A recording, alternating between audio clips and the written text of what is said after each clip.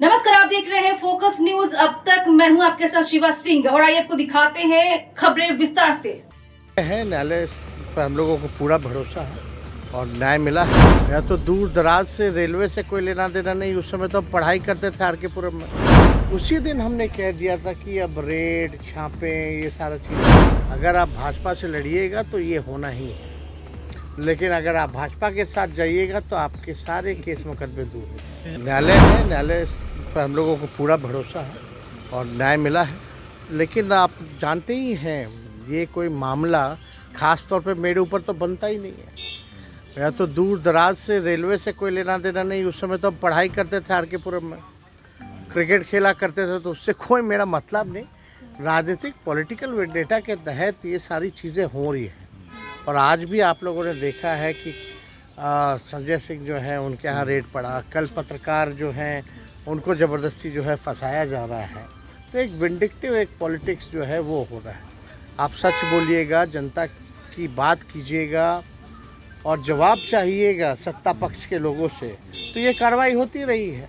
तो इसलिए हम सब लोग जो है निफ़िक्र हैं इस चीज़ को लेकर के, हम लोग भी जान रहे थे। और आप लोगों को पता होना चाहिए कि कितनी बार हमने इस बात को दोहराया है कि जब हमारी सरकार बनी महागठबंधन की 9 अगस्त को जो है पिछले साल ही बीजेपी को हम लोगों ने बाहर किया, उसी दिन हमने कह दिया था कि अब रेड छापे ये सारा चीज़ होगा।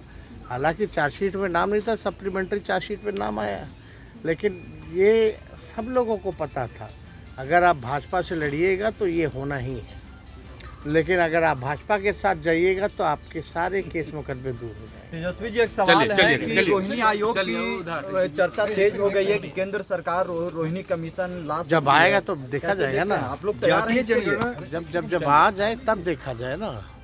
तो जब आ जातीय जनगणना के बाद क्या बिहार की राजनीति की दिशा और दशा बदलेगी, कुछ आपको लगता है? देश की, और ये तो इंडिया अलायंस जो है लगातार मांग भी कर रहा है कि भाई जातीय जनगणना जो है पूरे देश में होना चाहिए।